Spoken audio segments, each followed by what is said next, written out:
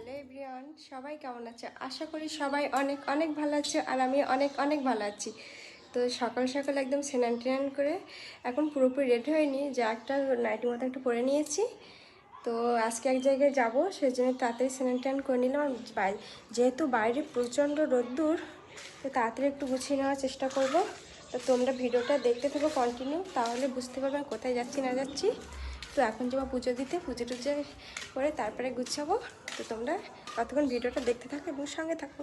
এতক্ষণে নিশ্চয়ই টাইটেল আর থাম্বনেল দেখে তোমরা বুঝতেই পেরেছো আমি কোথায় যাচ্ছি। হ্যাঁ বন্ধুরা, আজ আমি যাব অষ্টম প্রহরে। আর যেহেতু প্রচণ্ড গরমের জন্য বাড়ি থেকে আর কেউ যাবে না, আমাকে একা একা যেতে হবে। একা একা বলতে একা একা না, বলতে গেলে ভাই গিয়ে আমাকে দিয়ে আসবে, আর তোমার দাদা ভাই গিয়ে আমাকে রাতে নিয়ে আসবে। আর এখনই পৌঁছে দিয়ে আসবে। অষ্টম প্রহরটা হচ্ছে আমাদের মাসির বাড়িতে, সেই জন্য তাড়াতাড়ি পুজো টুজো দেওয়ার পরে গুছিয়ে গাছিয়ে যাব। আর সেই জন্যে যেহেতু প্রচণ্ড গরম, সেই জন্যেই রেডি হয়ে তাড়াতাড়ি বেরিয়ে পড়বো, যাতে গরমটা একটু কম লাগে। তা আমাকে কেমন লাগছে তোমরা বললো। আর এই ড্রেসটা শ্বশুরমশাই নিয়ে এসেছিলো মায়াপুর থেকে অনেক দিন আগে, এই 1.5-2 বছর আগে। তো এক দুবার পরেছি, আর আজ পরেছি। তো দেখো একদম সিম্পলভাবে সাজুগুজু করিনি, যেহেতু প্রচণ্ড গরম। আর চুল টুলগুলো ছেড়ে দিয়েছি ফ্যানের নিচে বলে ছেড়ে দিয়েছি, না তাছাড়া ছেড়ে দিতাম না।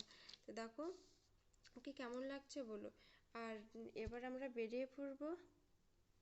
তারপরে জিনিসপত্র গুছিয়ে গাছিয়ে সব কিছু কমপ্লিট করার পরে তারপরে আস্তে আস্তে বেরিয়ে পড়লাম।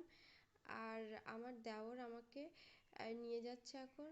আর তোমাদের তো বললাম যে তোমার দাদাভাই এখন কাজে গিয়েছে, সেই জন্য তো আমাকে রাত্রে গিয়ে নিয়ে আসবে। আর দেখো গ্রাম বাংলার পরিবেশ না কত সুন্দর, আমার তো খুব ভালো লাগে গ্রাম বাংলার এই শান্তশিষ্ট সুন্দর মনোরম পরিবেশ। তোমাদের কেমন লাগে জানিও। আর আমরা পৌঁছে গিয়েছি সবার সঙ্গে, মাসি মেসো সবার সঙ্গে কথা টথা বলার পরে ঘরে গিয়ে মাসি আমার হাতে চা ধরিয়ে দিয়েছে।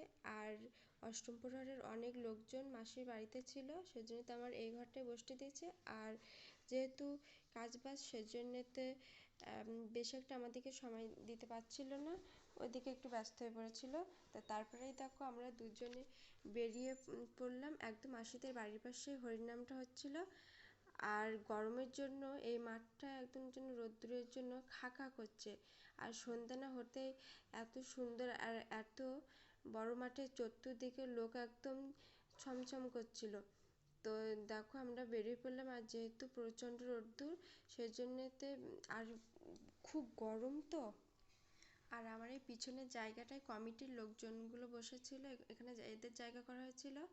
আর এইদিকে হরিনামটা হচ্ছিল অষ্টম প্রহরটা, আর ওদিকে খাওয়ার জায়গা আর টুকটাক দোকানপাটি বসেছে।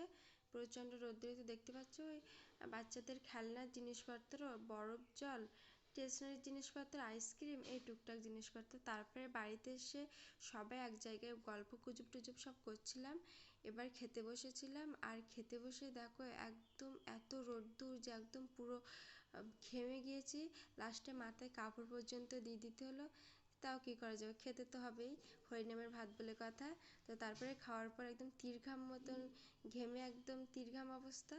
তো প্রথমে খেয়ে নিচ্ছিলাম লস্যি, তারপরেই বাড়ি এসে খেয়ে নিচ্ছিলাম আইসক্রিম। তো আজ ভিডিওটা এই পর্যন্ত। ভিডিওটা